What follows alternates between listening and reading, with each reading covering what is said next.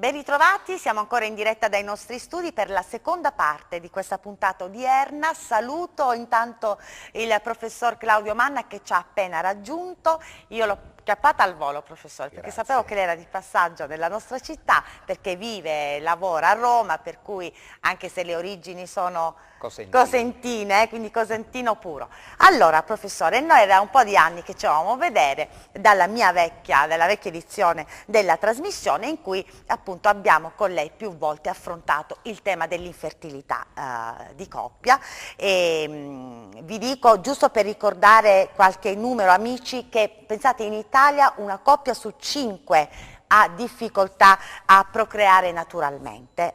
Adesso sommariamente diciamo quali sono le cause, professore, che spesso, a volte sono sconosciute, come ci dice la scienza, ma altre volte non è così. Da dove le andiamo a ricercare? Sì, sommariamente abbiamo cause femminili che possono essere cause tubariche, cioè di queste ostruzioni delle tube, questi canali che dalle ovaie si collegano all'utero e dove avviene naturalmente la fecondazione, oppure possono essere cause endocrine, cioè ormonali, per esempio di mancanza di ovulazione, oppure possono essere anche cause uterine, e questo è un altro dei problemi, oppure possono essere cause, diciamo così, immunologiche, e poi ci sono cause ignote e non è una piccola percentuale. E poi ci sono le cause maschili, che pure sono rilevanti, quindi per esempio il varicocele, oppure anche infezioni, insomma, ci sono varie cause anche Professore, maschili. quando lei ha detto, insomma, ce lo dice la scienza anche, noi lo stiamo ribadendo, no? Le cause sconosciute, a volte va tutto bene sia nell'uomo sia nella donna, abbiamo fatto tutti i tipi di esami che ci possono essere, le indagini che ci possono essere, però questo bambino non arriva. Allora a me spesso, ma l'abbiamo credo come me tanti altri, sentito parlare anche dell'aspetto psicologico. Secondo lei quanto può contare questo aspetto particolare? Ecco, allora io credo che questo aspetto sia rilevante, più di quanto si è disposti oggi a credere, sia come causa in sé, sia anche come causa che poi diciamo, può portare a un fallimento delle altre terapie, in particolare della fecondazione assistita, perché questo proprio può influire sul normale funzionamento degli organi riproduttivi, cioè la mente in qualche maniera può influenzare probabilmente i meccanismi complessi e delicati che presiedono, soprattutto nella donna, un normale processo di inizio della gravidanza e anche di continuazione Io ci della credo gravidanza. molto nel fatto che mente e corpo siano strettamente e fa collegati. bene a crederci, perché proprio una serie di ricerche che noi stiamo portando avanti ci sta evidenziando proprio questo. E quindi noi magari facciamo tutto quello che è in nostro potere tecnicamente per risolvere il problema, ma poi ci può essere qualcosa che ci sfugge e che invece è qualcosa che è legato per esempio allo stress. Diciamo pure, professore, mi scusi se la interrompo, cerco di andare in fretta per sfruttare al meglio questo tempo a nostra disposizione. Dicevo, in Italia, ma forse insomma un po' in tutto il mondo, tranne nei paesi in Africa, lì procreano tantissimo, professore. Sì, perché... Eppure non è che mangiano bene, insomma stiano benissimo, però fanno un sacco di figli. Sì, com'è questo fatto? Allora, per vari motivi in realtà. Intanto perché cominciano prima, quindi Esatto. c'è il fattore età che è fondamentale, è inutile nascondercelo. E la seconda questione legata proprio al discorso dello stress, al discorso insomma un pochino della mente, è che in un certo senso loro sembrano più liberi forse da certi condizionamenti, da certe paure, no? Io vedo che proprio la paura è uno degli elementi più presenti, insomma, nella donna soprattutto, in queste coppie, no? Certo. Anche a volte la paura di non riuscire, no? C'è un carico d'ansia esagerato. Esatto, e invece proprio quando non ci si pensa, che avviene il miracolo. magicamente, ma il fatto di non pensarci è probabilmente, forse, il fatto che si lascia libero il corpo e la mente di funzionare in modo naturale. Ecco, questa è la spiegazione. Un altro fenomeno è insomma questo famoso orologio biologico per la donna, che c'è anche per l'uomo, però è più significativo nella donna, no? Questo aspetto. Assolutamente ecco. sì. E quindi spesso si decide di mettere al mondo un bambino troppo tardi, quando insomma fisiologicamente la donna non è poi tanto così. Sì, no? è così, purtroppo non solo è aumentata l'età del primo figlio, è aumentata appunto quindi l'età in cui si comincia ad avere dei rapporti normali, no? Sì, sì. Per avere un figlio, e poi sono diminuiti il numero di figli per coppia, insomma. Adesso molti pensano di congelare gli ovuli. Che ne sì, pensa di questo? È una opzione Non so, ancora possibile. in Italia non credo che sia possibile. Dunque, lo si comincia a fare, però c'è da dire che anche lì l'età gioca un ruolo rilevante, insomma, dopo i 38 anni io non consiglio di congelare gli ovociti, proprio perché la qualità non sarebbe sufficiente a resistere al congelamento e poi allo scongelamento. Ecco, certo. Le tecniche, io non so adesso se sono cambiate le tecniche, perché poi è arrivato a un certo momento una donna che ha desiderio, una coppia che ha il desiderio di avere un bambino, insomma ci sono queste difficoltà, si ricorre, ormai sono anni che lo si fa, alla fecondazione assistita. Ci sono varie tecniche, è chiaro che poi per ogni singolo caso il professionista, il medico deciderà, no? Quale... Se c'è un caso, poniamo andrologico, dove se non è grave, beh, potrebbe essere sufficiente curare il maschio per risolvere il problema. Non sempre è così purtroppo, però è un A volte tentativo. basta anche una terapia farmacologica, sì, sia per gli uomini che per le donne, no? Potrebbe bastare, come pure se c'è una mancanza di ovulazione, una cura Aiutare. per far ovulare, quello può risolvere il problema. Altre volte non è sufficiente e si ricorre a tecniche più complesse come la fecondazione in vitro, diciamo, no?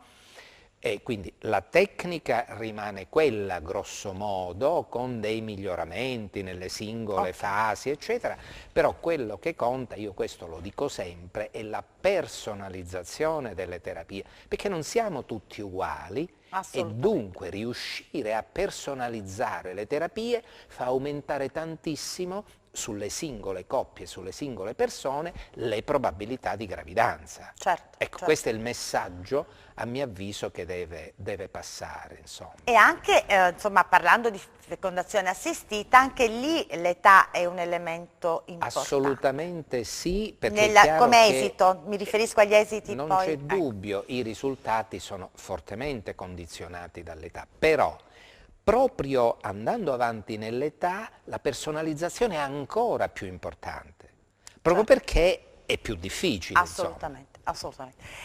Si parla molto di questa donazione degli ovociti, è giusto dire dell'ovodonazione. Dell'ovodonazione. Esatto. E quindi in casi in cui una donna non ha questo tipo di difficoltà può decidere.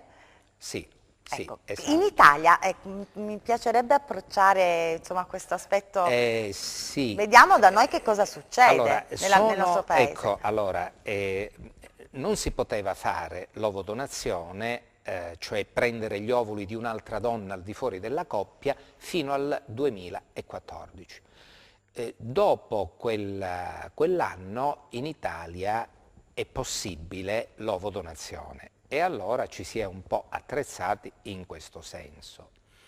E quindi sono cominciate insomma questi cicli di ovodonazione, sono in genere nel 95% dei casi ovuli che vengono da altri paesi, non dall'Italia, ecco. Perché le donatrici in Italia sono pochissime e dunque si ricorre all'importazione di ovuli.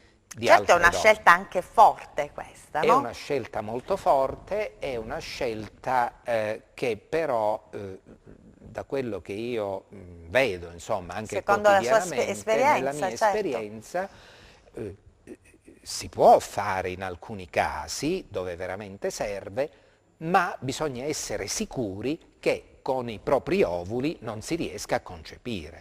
Ecco, dopo che tempo deve intercorrere perché il medico possa dire ok, non c'è niente da fare? Cioè, Dunque, allora... quanti tentativi? Questo voglio dire. allora, non è che c'è un numero di tentativi, diciamo così, giusto dopo il quale si ricorre all'ovodonazione. Ci sono dei casi, per esempio menopausa precoce, in cui non si può fare nemmeno un tentativo perché a quel punto non c'è altra strada. Quindi in caso di menopausa precoce la si consiglia direttamente per chi forza, vuole. Certo. Per forza. Però qui io voglio aprire una piccola parentesi. Spesso la menopausa precoce in una donna deriva dal fatto che anche la mamma ha avuto la menopausa precoce. Per cui un ginecologo che sa che c'è la mamma che ha avuto la menopausa precoce dovrebbe avvisarla che la figlia potrebbe andare incontro a questo e dunque fare una forma di prevenzione, chiusa parentesi. Certo. Però diciamo che a parte la menopausa precoce, quali sono i casi dove si potrebbe, ma i casi per esempio in cui dopo tanti tentativi il numero di ovuli, il numero di embrioni sono pochissimi che si riescono a formare e a trasferire, allora ci si comincia a pensare. Però bisogna essere sicuri che i precedenti tentativi siano stati fatti al massimo delle possibilità, personalizzando al massimo. Perché io ho visto, questa è la mia esperienza personale, di tante coppie che sono venute da me dicendo, mi hanno detto che io dovevo fare l'ovodonazione, l'ho pure fatta e neanche è successo nulla con l'ovodonazione, abbiamo fatto la ICSI, la fecondazione in vitro, quella omologa normale e sono riusciti. Ecco, quindi lei dice bisogna stare attenti a valutare bene se davvero c'è l'indicazione per questo. E diciamo che c'è un numero, un elemento che a me mi ha un pochino, come dire, fatto pensare che l'età media dell'ovodonazione in Italia, ma questi non sono dati miei, sono dati dell'Istituto Superiore di Sanità, erano di circa 40 anni. È tardi. Sì, ma forse non tanto, perché se abbiamo detto che è nella menopausa, quando sono che allora a 40 anni, insomma, non è proprio un'età così tardiva, no? Per cui è necessario ricorrere all'ovodonazione. Ecco. Cioè io ho la sensazione che si tenda a farne di più del necessario. Ecco, questo è il messaggio che mi sembra di aver visto dai numeri che sono stati pubblicati in Italia. Insomma. Ecco, in Italia, professore, come questo fenomeno dell'infertilità, sempre secondo, sì, vabbè, a parte la sua esperienza ovviamente, ma qua ci dobbiamo rifare ai numeri, no? Che ci arrivano dagli organi preposti. Il fenomeno, questo problema dell'infertilità, sì, negli ultimi anni è cresciuto, è diminuito? Allora, il fenomeno a mio avviso è in aumento, se non altro perché aumenta l'età della donna che poi cerca il figlio e quindi è quasi fisiologico, è normale che ci sia questo aumento, no? Certo. Perché anche naturalmente, no? La coppia è più, come dire, più aumenta l'età, anche in modo più naturale arriva più tardi il figlio, certo, anche senza problemi. Certo. Mi scusi, la interrompo, riceviamo una telefonata. Buonasera. Pronto? Buonasera. Buonasera, prego. Buonasera. Salve. Io volevo fare una domanda al professore. Prego. Per la mia storia, io ho alle spalle delle stimolazioni e dei tentativi di fecondazione assistita. Sì. Mi hanno consigliato poi l'ovodonazione per tutti i fallimenti. Non so, volevo sapere se per la mia età, io ho 42 anni, ci sono ancora possibilità di diventare mamma. Ecco, appunto, diciamo, sì. le risponderà subito il professore, è proprio l'argomento che stavamo trattando. Grazie, tanti auguri, può ascoltarci attraverso il televisore. Allora, 42 anni ci chiedeva appunto se... non sono poche, questa arriva proprio giusta, questa telefonata, non sono poche le persone di 42 e anche oltre che si rivolgono ai ginecologi, compreso il sottoscritto, per tentare, magari dopo tanti tentativi, e chiedono: ma io che possibilità ho?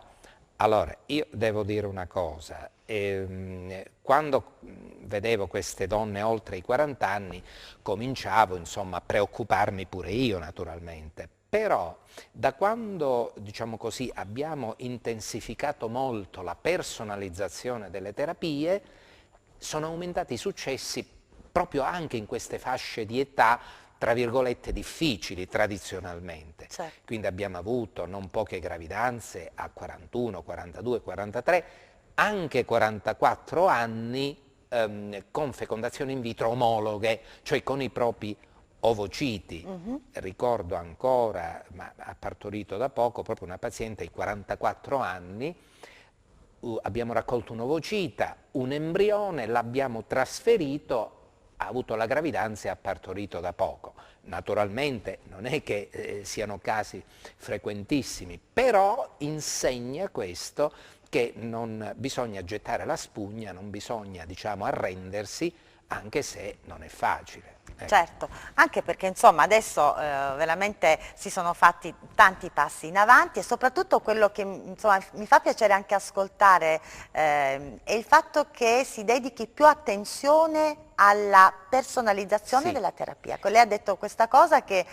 È molto importante, ma io per personalizzazione non intendo solo le dosi che si danno, le cure, cioè proprio l'attenzione alla persona. Perché ognuno ha una storia diversa da raccontare e va, come dire, accolta, prima di tutto accolta, questo è fondamentale, ma accolta nel modo giusto per lei. E quindi c'è tutto un lavoro da fare nella nostra equipe, dove c'è lo psicologo, dove c'è tutta una realtà e dove anzi ci sono delle persone che al di là dell'età, al di là delle difficoltà, possono avere più difficoltà proprio per certi aspetti emotivi, emozionali, e queste vanno trattate in una maniera speciale, proprio perché possono essere più difficili. Assolutamente, poi insomma battiamo anche molto sull'aspetto psicologico, perché anche per una donna che si sottopone alla fecondazione assistita, no? Non stiamo a dire qualsiasi tipo,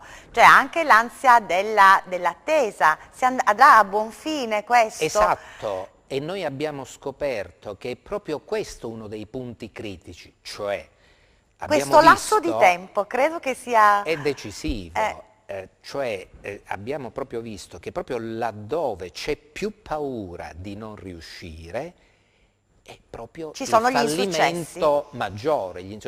Viceversa, quelle donne che magari la prendono in maniera così, tra virgolette, più leggera, e invece riescono di più. È vero, è vero. Sentiamo la telefonata, siamo in conclusione, no, ancora abbiamo un po' di tempo, pronto? Buonasera. Salve, pronto, buonasera. Chiamo da Belvedere Marittimo. Volevo un'informazione. Siccome, diciamo, mia moglie ha avuto già 2 aborti, diciamo, abbiamo perso 2 volte il bimbo e lei ha 42 anni. Ma conviene fare con l'intelligenza artificiale, visto per l'età che è un po'... Allora, l'ultima parte io non l'ho sentita bene. Lei ha sentito, professore? Ho capito il problema e credo di aver capito, cioè a 43 anni degli aborti e se conviene fare la fecondazione in vitro oppure no. Allora, non è detto che convenga fare la fecondazione in vitro, perché non è che la fecondazione in vitro in sé risolve il problema degli aborti, non necessariamente. Se c'è un ostacolo all'insorgenza della gravidanza, probabilmente sì, ma se noi non capiamo, non cerchiamo di capire questi aborti da dove vengono, anche se facciamo la fecondazione in vitro, non è detto che poi riusciamo a risolvere il problema. E ci sono tutta una serie di analisi, di esami ed anche di terapie mirate proprio all'abortività cosiddetta ripetuta. Ecco. Spero di avere dato. Si può parlare, è tutto chiaro, signore? Sì, ho capito. Aveva altro da chiedere? No, volevo fare questa domanda. Ok, va benissimo. Grazie e tanti in bocca al lupo. No, volevo chiedere a proposito dell'abortività, cioè anche in caso di aborti ripetuti si può parlare di infertilità? Certamente, è un'infertilità dovuta al fatto che la gravidanza inizia ma poi non prosegue. E anche in questo è probabile che ci siano a volte delle condizioni, diciamo così, di ansia, di stress che potrebbero condizionare, diciamo così, il fatto dell'aborto. Anzi, diciamo che in una donna che abortisce più volte, la paura di ripetere l'aborto aumenta. Certo. E quindi questo non aiuta, diciamo così, proprio la gravidanza. Assolutamente. Questo è un aspetto in queste situazioni... Allora, in queste situazioni, oltre a indagare al massimo le ragioni, noi abbiamo anche messo in atto diciamo così, dei programmi proprio di terapia proprio per questi aspetti, chiamiamoli così, psicologici, che potrebbero in qualche modo ostacolare la gravidanza o comunque il buon fine della gravidanza, e quindi anche questo fa parte di tutto l'armamentario che bisogna avere per affrontare questi casi e anche gli altri. Certo, tutto ciò che oggi la scienza mette a nostra disposizione in questo campo, quindi le varie tecniche di fecondazione assistita, eccetera, sono tutte, cioè che livello di rischio presentano? Tutte alla stessa maniera oppure ce n'è qualcuna che è più rischiosa di un'altra? Certo, poi lei mi diceva in base al tipo di situazione di paziente, allora poi in quel caso... Allora, in generale i rischi della fecondazione assistita sono bassi, se non bassissimi. Certo, ci sono vari tipi di rischio e vanno saputi gestire, soprattutto prevenendoli. Quindi per esempio l'iperstimolazione è però questo si può prevenire bene, perché si fanno delle dosi giuste per la persona, ma anche per questo bisogna personalizzare, proprio per ridurre al minimo i rischi. Ecco. Insomma, ci sarebbe veramente ancora tanto da dire, professore, però ci possiamo dare appuntamento magari con il nuovo anno e cerchiamo di, con la speranza di dedicare un po' più di tempo a questo argomento, perché lo merita e perché sicuramente ci piace sapere gli sviluppi che ci sono su questo argomento molto delicato e importante. Grazie ancora professor Claudio Manna. Grazie a voi. Grazie a voi amici per averci seguito, l'appuntamento è a mercoledì prossimo, sempre alla stessa ora. Buona serata.